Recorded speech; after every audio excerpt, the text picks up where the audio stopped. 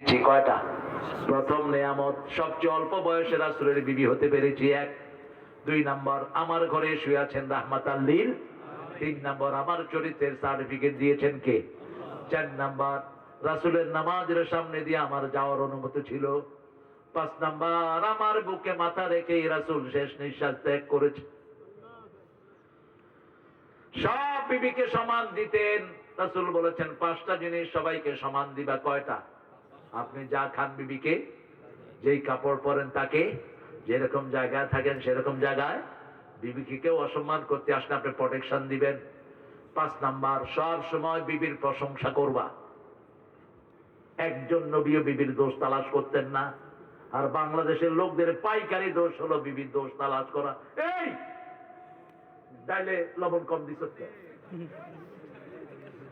এরকম বেয়াদব আছে না নাই? তুই ডাউল রাজি খেতে পারছ না? এই কয়েছিলি আমার কাপড় তুলি না।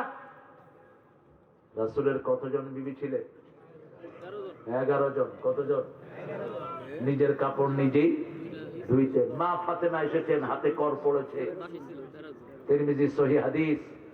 আলী রাদিয়াল্লাহু আনহু পাঠিয়েছেন, যাও, গনিমতের অনেকগুলো ছেলে আসছে, গেট ওয়ান ফর ইউ, গো। মসজিদে নববীতে যাও। মা ফাতেমা ঘুরে আসলেন, রাসূলের মতোই হাঁটতেন, রাসূলের মতোই কথা বলতেন। আমাদের প্রিয় মা, কি নাম? খাতুনে জান্নাত ফাতেমা জননী।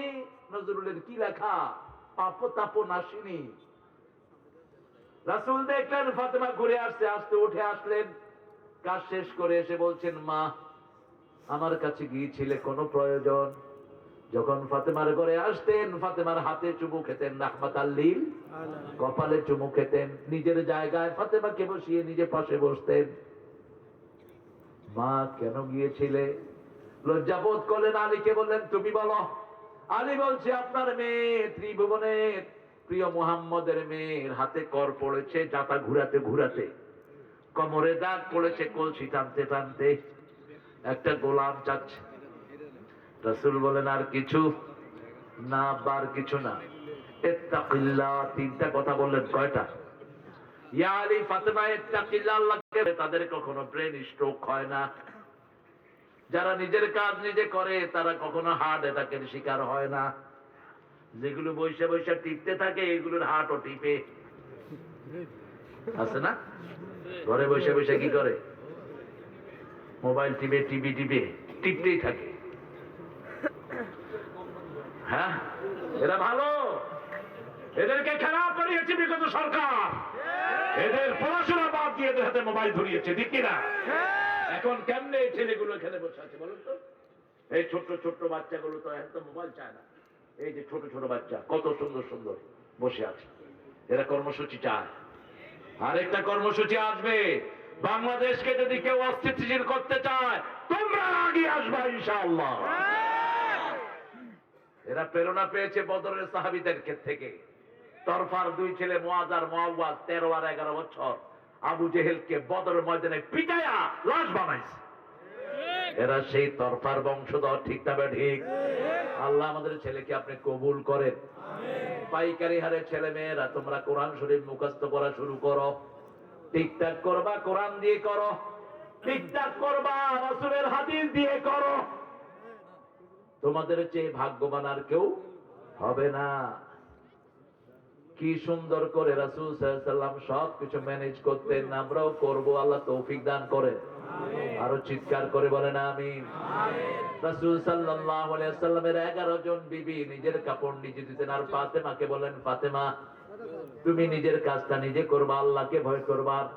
কিছু জিনিস দিচ্ছি, এটা পড়লে রাতে আল্লাহ তোমার ক্লান্তি দূর করে দিবে, আর তোমার সব গুনাহ মাফ করে দিবেন কে? 1000 গোলামের চেয়ে বেশি সওয়াব হয়ে যাবে।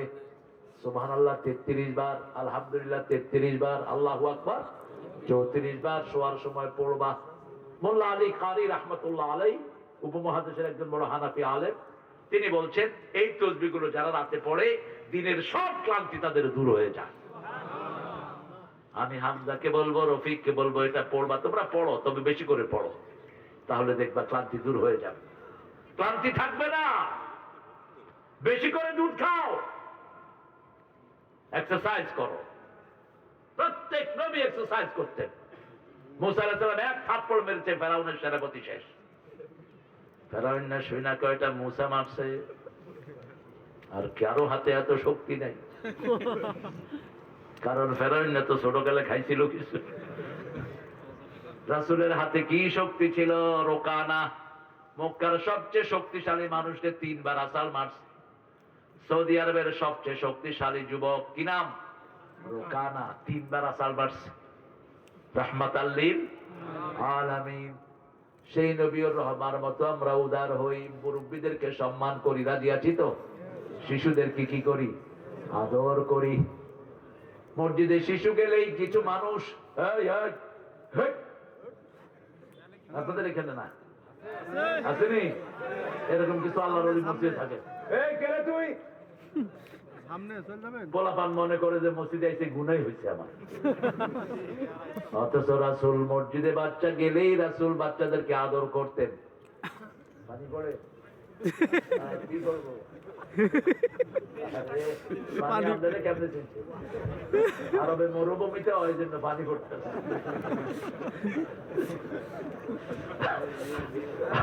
ওই যে ঢাকায় আর যে কত মজা, এক লোকের ঘরে পানি পড়তেছে, আয়েশা কয় ভাই আপনার ঘর ভাড়া নিলাম, পানি পড়ে, কয় শরবত করবো নিয়ে।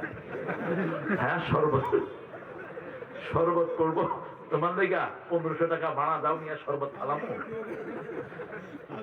ঢাকায় হচ্ছে কি অসাধারণ, চার ভিতরে পড়ছে মাছি, কয় এই ভাই চাতে মাছ